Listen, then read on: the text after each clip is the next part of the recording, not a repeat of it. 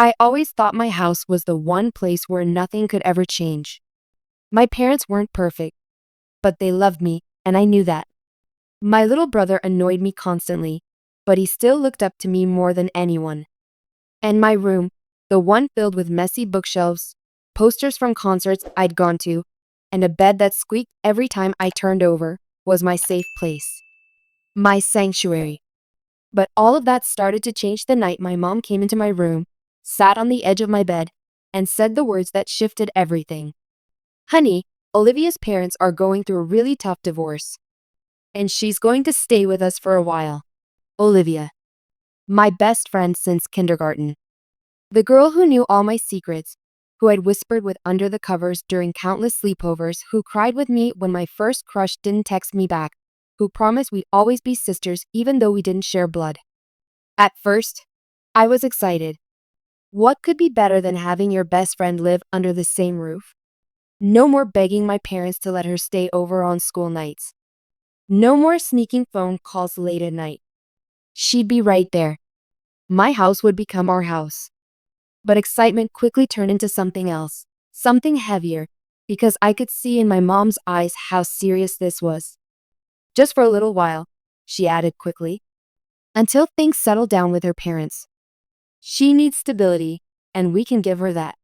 I nodded, even though a strange nervousness tightened in my chest. I didn't fully understand divorce, not really.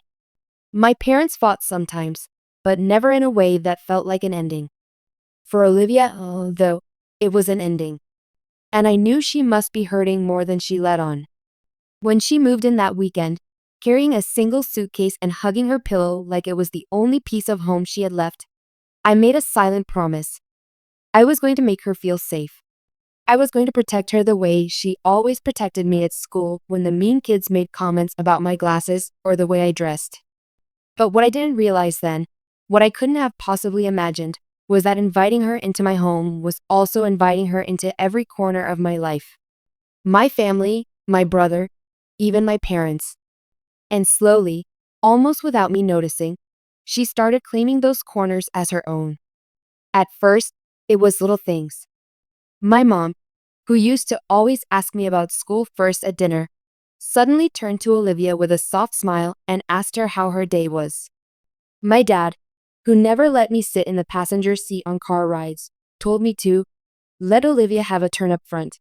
Even my brother, who usually trailed me around the house like a shadow, started following Olivia instead, laughing at her jokes more than mine. I told myself it was just because she was new here, and they wanted her to feel comfortable. But the more days passed, the more I felt like a guest in my own home. The turning point came one Friday night. My mom decided to make pizza, something we usually did as a family tradition. I was grating cheese in the kitchen when I heard laughter, loud, genuine laughter, coming from the living room.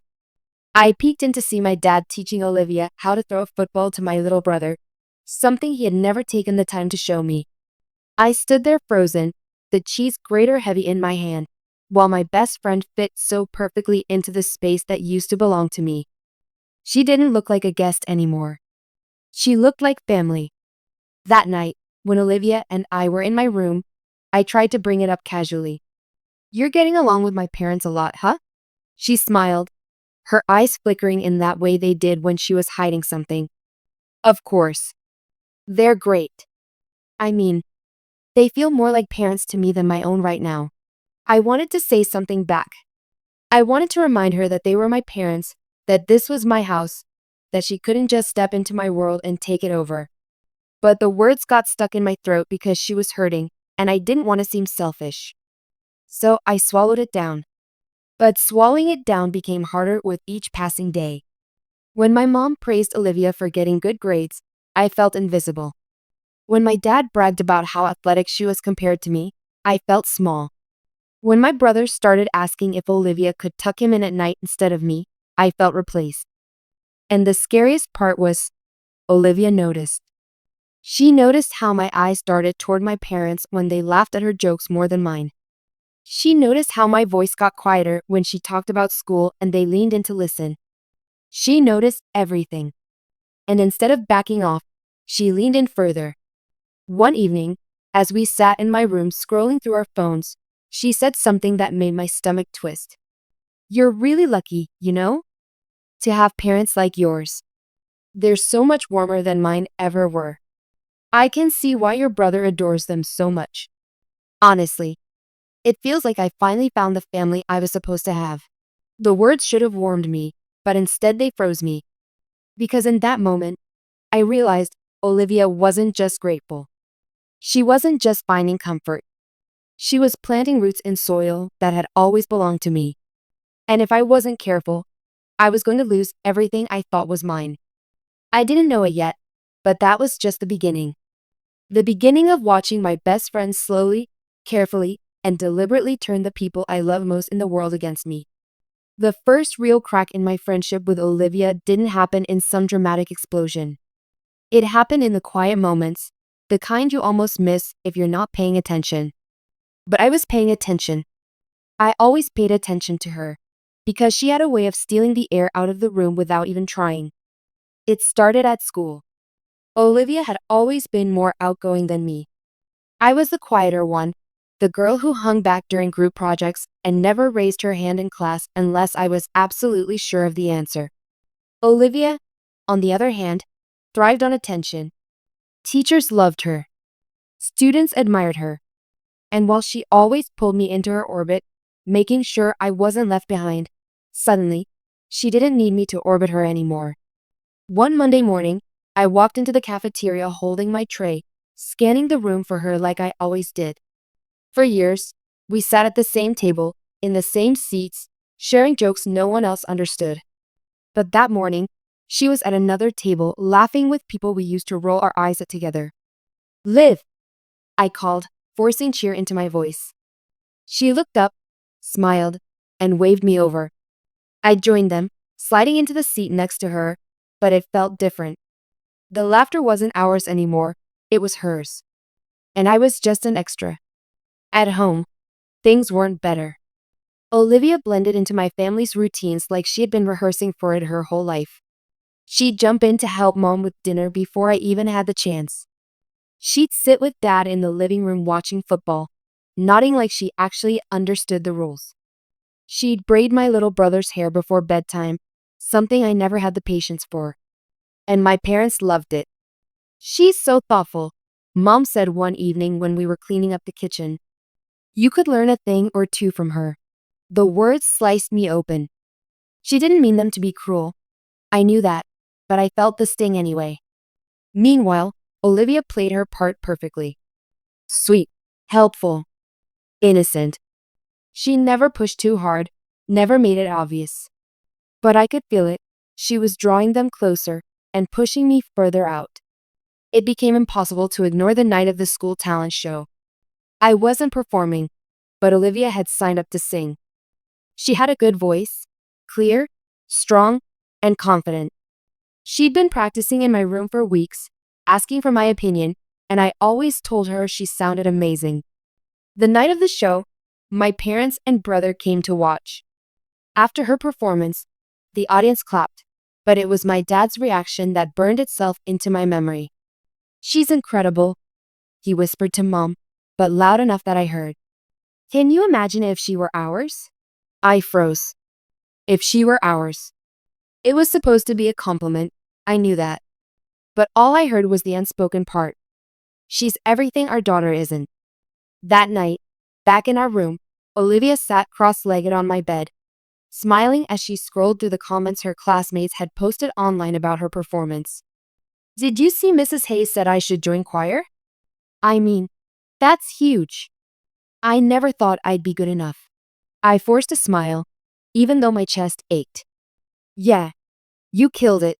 She glanced at me then, her eyes sharp for just a second, as if she knew. As if she saw the jealousy simmering beneath my words. Then she leaned closer, lowering her voice. It's kind of crazy. Your parents came up to me after the show and said they were so proud of me. Isn't that sweet?" It felt like what parents are supposed to say. I nodded, but my hands were fists in my lap. That was the first time I felt it. Not just jealousy, not just fear, but anger. Because it wasn't just that she was becoming part of my family. It was that she was starting to enjoy it. And somewhere deep down, I started to wonder if she wanted more than just comfort. If she wanted what was mine. Things escalated the following week. We were in the kitchen one afternoon when Mom asked me to set the table. I was halfway through when Olivia jumped in, grabbing the silverware out of my hands with a cheerful smile. Here, let me. I love doing this. Mom chuckled. She really is a gem, isn't she? I laughed awkwardly, but my chest burned. Later that night, I confronted Olivia when we were alone. Do you have to do that? Always jumping in like you're trying to be perfect or something? She blinked at me, her expression softening like she was hurt. I'm just trying to help, that's all. I thought you'd appreciate it. I do, I muttered quickly, guilt sinking in. Never mind. But she didn't drop it. You know, it kind of feels like you don't want me here sometimes. Like I'm taking up too much space. Is that how you feel? Her voice was quiet, fragile. And immediately, I hated myself. She'd lost so much. Her family was breaking apart. How could I accuse her of anything? No, I said firmly. I'm glad you're here. Really. She smiled then, but there was something in her eyes I couldn't read. Something sharper. From that day on, the guilt kept me silent, even when the cracks grew wider. Even when I walked into the living room and found Olivia and my brother building a blanket fort without me. Even when Dad asked her to go on their Saturday morning grocery run instead of me.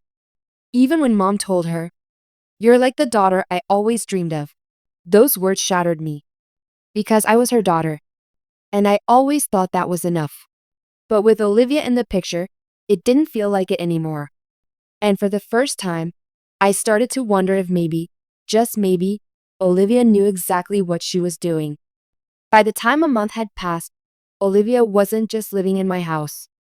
She was living in my place. It was hard to explain it to anyone, even to myself. On the surface, everything looked fine. To my parents, it probably seemed like two best friends sharing a roof, helping each other through tough times. To Olivia, it looked like she had finally found the home she deserved. But to me, it felt like I was fading, piece by piece, while she painted herself brighter in the spaces I used to occupy. At first, I thought it was unintentional. Maybe she didn't realize she was stepping into my shoes. But the longer she stayed, the more I noticed patterns. The more I realized she knew exactly what she was doing. It started with my brother. One afternoon, I came home from school to find Olivia sitting cross-legged on the floor of his room, helping him build a Lego tower. His laughter echoed down the hallway, the kind of belly laugh he used to save only for me when I'd make silly voices or chase him around the house. "Hey," I said, leaning against the doorframe. Look, look what Liv helped me make," he shouted, his face glowing. I smiled weakly, stepping inside, but the tower was already complete. He didn't need me. He didn't even look at me the way he used to. His eyes were on her. Later that night, I overheard him whispering to Mom, "Can Olivia tuck me in again?" Again. That word struck me harder than I expected. He had asked her before. She was already replacing me in the one role I never thought I'd lose, the big sister he trusted most. Then it was my mom. She had always been strict about chores, always reminding me to clean my room or unload the dishwasher before dinner. But suddenly, she stopped nagging me. Not because she'd given up, but because Olivia had started doing those things without being asked. "Olivia's such a big help," Mom told me one evening, her voice full of admiration. "You could take a few notes from her." I wanted to scream. Not because Olivia was helping, but because she was making me look lazy in comparison. It wasn't kindness, it was strategy. And then came my dad. He was the one person I thought would never waver. He was steady, dependable, the kind of dad who worked hard and showed up at every soccer game, even if I sat on the bench the whole time. But one Saturday morning, when I padded downstairs in my pajamas, I found him and Olivia in the kitchen, laughing over a batch of pancakes. "Morning, sleepyhead," he said when he saw me. Olivia's been telling me about her science project. You should have seen the ideas she came up with. Brilliant stuff. I forced a smile, but inside, my heart sank. He'd never used words like brilliant with me, and Olivia knew it. She looked at me over her coffee mug, a small, satisfied smirk tugging at the corners of her mouth before she quickly hid it. That's when I knew. She wasn't just blending in. She was competing. The final straw came one Friday night when Mom decided to host a family game night. It was something we hadn't done in months, and I was excited. Maybe it would finally feel normal again like before. We set up Monopoly in the living room. At first, it was fun. We laughed, teased each other, and even Dad loosened up after a long week of work. But as the game went on, the atmosphere shifted. Every time I made a move, Olivia found a way to twist it into a joke. Careful, don't let her be the banker, she teased. She might sneak money when no one's looking. Everyone laughed, even my parents. I forced a chuckle, but my cheeks burned. When I tried to buy a property, she chimed in again. Wow, bold move for someone who usually plays it safe. More laughter. And then, when I landed on her space and owed her rent, she leaned back with a grin. Guess some people just aren't cut out for the big leagues. This time, my parents didn't just laugh, they clapped. My brother cheered. It wasn't playful anymore. It was humiliation. I wanted to quit the game, to storm upstairs and lock myself in my room, but I stayed. Because leaving would have proved her right, that I couldn't handle it. When the game finally ended, Olivia had won. Of course she had. And my dad ruffled her hair proudly, saying, "She's got the brains of a champ, this one." I bit my tongue so hard it almost bled. Later that night, when everyone was asleep, I sat on my bed staring at the ceiling. The anger inside me was boiling, but underneath it was fear. Because Olivia wasn't just my best friend anymore. She was becoming my parents' favorite daughter, my brother's favorite sibling, and my dad's golden child. And the scariest part was, no one else seemed to notice. To them, it was harmless. But I could see it. I could feel it. She was weaving herself into the fabric of my family, thread by thread, until there would be no space left for me. I wanted to confront her. To ask her why. To demand she stop. But every time I tried, the words twisted into guilt. She had lost her parents in the ugliest way possible. What kind of monster would I be to accuse her of stealing mine? So I stayed quiet. But Olivia didn't. She started whispering to my mom when I walked into the room, and they'd stop when they saw me. She started asking my dad to drive her to school instead of taking the bus with me. She started pulling my brother aside to share secrets they wouldn't tell me. And slowly, I started realizing this wasn't about her needing a family. It was about her wanting mine. Completely. And unless I figured out a way to stop it, I was going to lose everything I loved. I used to think lies were like sharp knives. You'd feel the sting the moment they touched you. But the truth is, lies are more like smoke. They seep in quietly, filling every room, clouding the air, making it impossible to see what's real until you're choking on it. And Olivia's lies started small, almost invisible, before they wrapped themselves around my family and suffocated me. It began one afternoon when Mom pulled me aside after school. Her voice was calm, but her eyes held something heavier. "Sweetheart," she said, "Olivia mentioned you've been distant, that you sometimes snap at her. Is everything okay between you two?" My heart dropped. Snap at her? I hadn't. At least. Not in the way she was making it sound. Maybe I'd been quieter. Maybe my tone hadn't been as cheerful. But snapping? No. I didn't, I stammered. She's fine. We're fine. Mom gave me a long look, like she wasn't entirely convinced. She's been through a lot, honey. Try to be gentle with her, okay? I nodded, but inside I was screaming. Olivia had planted a seed of doubt, and Mom had watered it. After that, little stories started trickling in. One evening, Dad frowned at me during dinner. Olivia told me you didn't want to help her with her science project. Why would you say no? I blinked. What? I. I did help her.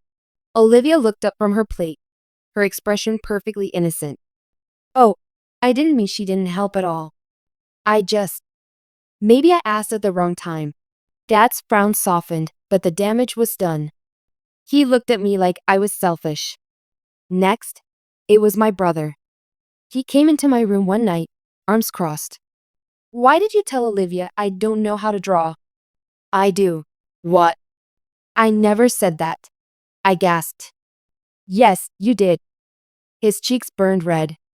She told me you laugh at my drawings behind my back. My chest tightened. That's not true. I love your drawings. But he didn't believe me. He stormed out, slamming the door behind him. That night, I sat in the dark, tears sliding down my cheeks, realizing what was happening. Olivia wasn't just blending in anymore. She was actively rewriting the story of who I was, painting me as the bad guy while she played the victim. And my family was buying it. The turning point came at dinner one Sunday. We were all sitting around the table when Olivia suddenly sighed, putting her fork down. What's wrong, sweetheart? Mom asked. Olivia hesitated, glancing at me. I don't want to cause problems. But sometimes I feel like maybe she doesn't want me here.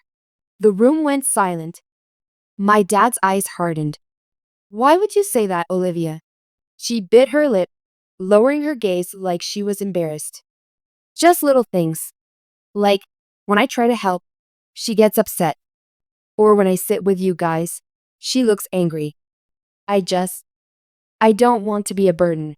Mom reached across the table to squeeze her hand. You're not a burden. You're family now. I couldn't stay quiet. That's not fair. I never said I didn't want you here. Olivia's eyes shimmered with tears as she whispered.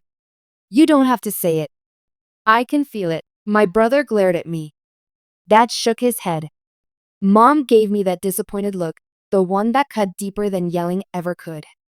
And in that moment, it hit me. My family was choosing her version of the truth over mine. I wanted to scream, to lay everything out, to expose her for twisting their words and turning them against me. But every time I opened my mouth, I knew exactly how it would sound. Jealous. Bitter. Cruel. And Olivia knew that too.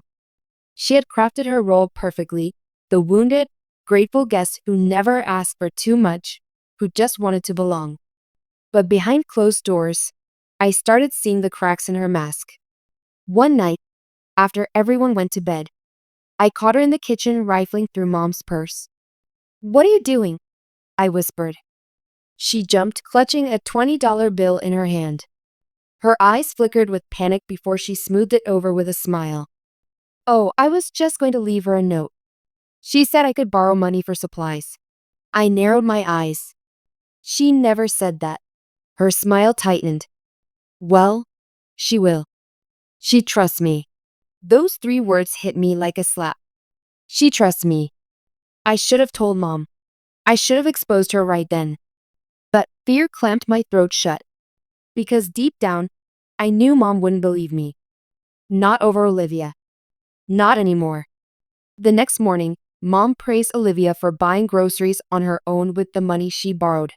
She hugged her, thanked her for being so responsible.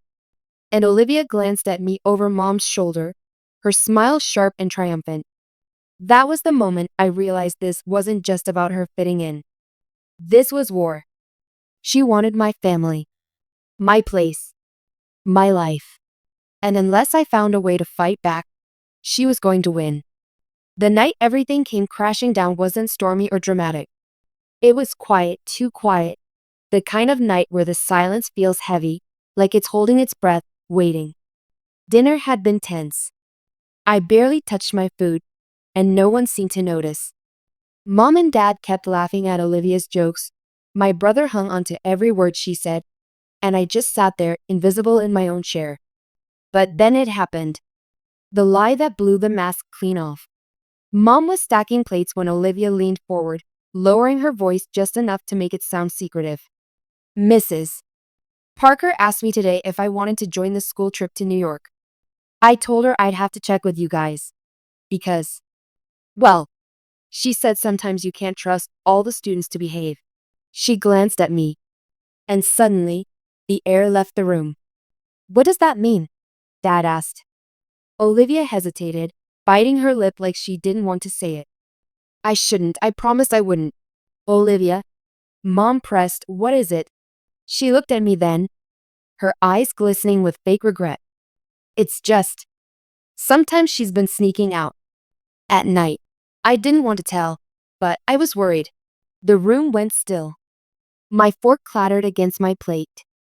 What? That's not true. Mom's face twisted with disappointment. You've been sneaking out? No. I shouted. I haven't. She's lying. But Olivia shook her head, lowering her gaze. I only said something because I care. I don't want her getting into trouble. I'm sorry. And that was it. The final match tossed into the gasoline she'd been pouring for weeks. Dad's voice rose, firm and cutting. We've trusted you, and this is how you act? Sneaking out? Lying? My throat burned. I didn't. She's making it up. Why can't you see what she's doing? She's been turning you against me since she got here. The words burst out of me, raw and desperate. But the more I spoke, the more I could see it, the disbelief in their eyes, the silent judgment. To them, I wasn't defending myself. I was attacking her. Mom stood abruptly. Enough. Go to your room. Tears blurred my vision as I ran upstairs, slamming the door behind me. My chest heaved, my hands shook, and for the first time, I wondered if maybe this was it. Maybe she had finally won. But then something happened. Late that night, I heard voices in the kitchen. I crept down the hall and paused at the top of the stairs. Are you sure? Mom's voice. Yes, Dad said. The neighbor called earlier. Said she saw someone in our yard around midnight last week. But it wasn't our daughter, it was Olivia. She thought it was strange, said she looked like she was sneaking back inside. My heart stopped. Silence. Then Mom whispered, so she lied? She lied. Dad confirmed, his voice heavy. I leaned against the wall, my knees trembling. They knew. Finally, they knew. The next morning at breakfast, the atmosphere was different. Heavier. Olivia sat at the table, smiling as if nothing had happened, but my parents' eyes were colder. Watchful. Olivia, Mom began gently. Is there something you'd like to tell us about last week? Her fork froze mid-air. What do you mean? The neighbors saw you sneaking back into the house, Dad said. Not our daughter. You. For the first time since she moved in. Olivia's mask cracked. Her face drained of color, her hands trembled, and she stammered. I just went for a walk. I couldn't sleep. A walk at midnight? Mom's voice sharpened. And blaming her for it? Olivia's eyes flicked to me, wide and panicked. For once, she had no clever comeback, no innocent explanation. I sat there, silent, watching as the truth finally surfaced. She's lying, my brother muttered, but even he didn't sound convinced. I'm not, Olivia whispered, her voice breaking. I didn't want you to hate me. I thought if I looked better than her, maybe you'd. Her words trailed off, tears streaming down her face. But I didn't feel sorry anymore. Not after everything. Dad sighed, running a hand over his face. Olivia, we welcomed you into our home. We treated you like family. And this is how you repay us? I didn't mean. Yes, you did. Mom cut in, her voice firm. You meant every bit of it. And you owe her an apology. Olivia's gaze darted to me, her eyes wild, desperate. But for once, I didn't look away. I held her stare, unflinching. I'm sorry, she whispered, the words shaking. I didn't want to lose everything. My family's gone, and yours felt like mine too. I didn't know how to stop wanting it. The room fell silent. And in that silence, I realized something painful. She hadn't just wanted comfort. She hadn't just wanted love. She had wanted mine. And she was willing to burn me to the ground to get it. Mom finally stood. I think it's best if we call your mother and figure out another arrangement. You can't stay here if you're going to hurt this family. Olivia's face crumpled, but she didn't argue. For the first time, she looked small, defeated. That afternoon, her suitcase was by the door, the same one she had carried in weeks ago. But this time, the weight of it was heavier, filled with the lies she'd spun and the trust she'd shattered. She hugged my brother, who looked confused and sad. She hugged my parents, who hugged her back but stiffly, no longer blinded by her charm. And when she turned to me, her eyes filled with regret. I never wanted to lose you, she whispered. I didn't reply, because the truth was, she had lost me long before that moment. When the door finally closed behind her, the house felt different, quieter, but it also felt like mine again. That night, Mom came into my room, sat on the edge of my bed, and took my hand. I'm sorry, she said softly. We should have listened. We should have seen. Tears filled my eyes, but for the first time in weeks, they weren't from anger or pain. They were from relief, because my family was mine again. And though Olivia had tried to take it all away, she had taught me something important, something I carry with me for the rest of my life. Sometimes the people you trust the most can cut you the deepest. But if your foundation is strong, no one, not even your best friend, can tear it down completely.